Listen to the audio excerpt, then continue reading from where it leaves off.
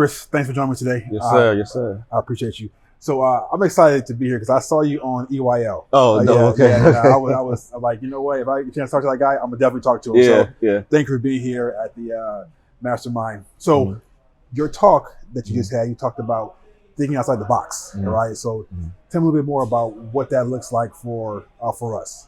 Man, a lot of times when you're trying to do something innovative or kind of change the narrative of what you're used to hearing, you're not going to find people that are going to give you the blueprint for what you're going to do. Right. And you're going to hear people recite and regurgitate the information that they've been told as to why something will not be successful. And sometimes you hear from people that are very successful themselves. Right. So then you have to really step outside of the box and figure out, okay, I have my own rational judgment and line of thinking and thought. And I have to figure out how to create a new blueprint that will then show them that there was a flaw in their concept, or that something that they thought was impossible is actually possible. Yeah. So like, how does someone like actually start to do that? Because we have so many, I guess, mental restrictions on taking the right steps. So how do we like start to like think outside the box? What's like some few steps? I always put it simply as like you got to brainwash yourself. Okay. You gotta stop listening to everybody else's opinion on everything, and just everyone knows about cause and effect, and everybody knows certain components of certain things that you've done. When you do this, you get a certain result. When you do that, you get a certain result.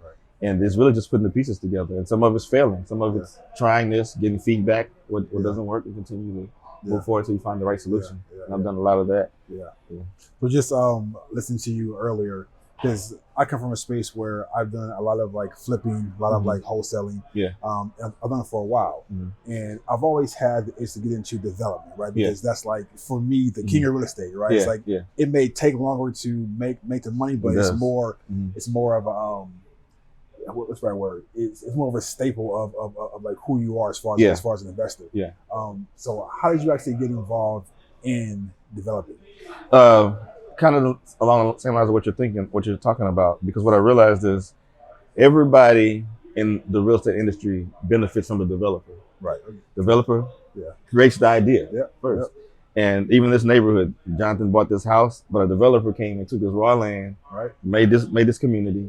A builder came in and built it. A real estate agent made money off of it. The closing company made money. The original owner made money off of it. After that, Jonathan bought it. Somebody might have renovated it before Jonathan bought it. They made money off of it. Look at us. We're benefiting from it now. Exactly. So the developer is the one that comes up with the idea. They're the artists. And that's what I like, because you can't really control a narrative or control anything in real estate if you aren't the one actually doing the creative. I mean, well, you can, let me not say it like that. You can remix it. You can remix something, but somebody had to be the one to come up with the original version. That's what I love about development.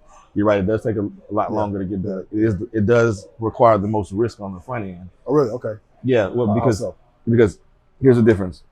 If I take this raw land and I buy it, and then I spend $500,000 on plans to just develop it. Something goes wrong on my financing. That's all soft costs, right? So outside of the land, all the money I spend above that, all the time I spend after that, it's flushed down the drain. Those architectural plans, those engineering plans aren't worth anything. Right? Interest rates change. You think you got a profitable project, it doesn't happen. Or some people will just put a property under contract for say 6 months, and then you go spend all this money, and then something happens where you get to month 7 and the seller's like, too late, can't do the deal. Wow.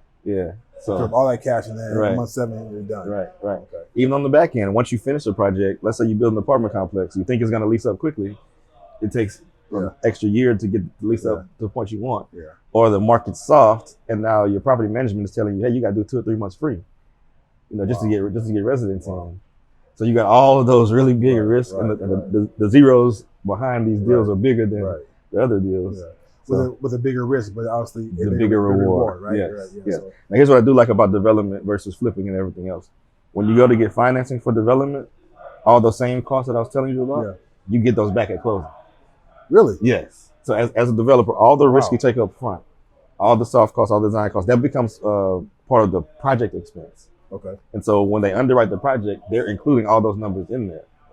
So if you've already spent that money, then the bank is okay with you taking that back at closing. So you get it back plus your profit. Plus your profit. Plus you can program in a line item called a developer's fee. That's basically a project management fee you're paying yourself. And If it's like low income housing tax credit type projects, they know that the deal itself is not that profitable because your rents are low. So they'll let you take 10 to 15% of the total project cost in developers fee from the point you close on the land, through design, through construction, and through lease up. Wow. Now, if it's a for-profit deal, that means you got equity investors, so they don't like seeing you take 10%. But they're comfortable usually between 3 and 5% being a developer's fee that you pay yourself for your own project after you just paid yourself back for all the pre-development expenses. Wow. And then I mean, that's amazing. So in flipping homes, in wholesaling, I've seen that there's a lot of saturation, right?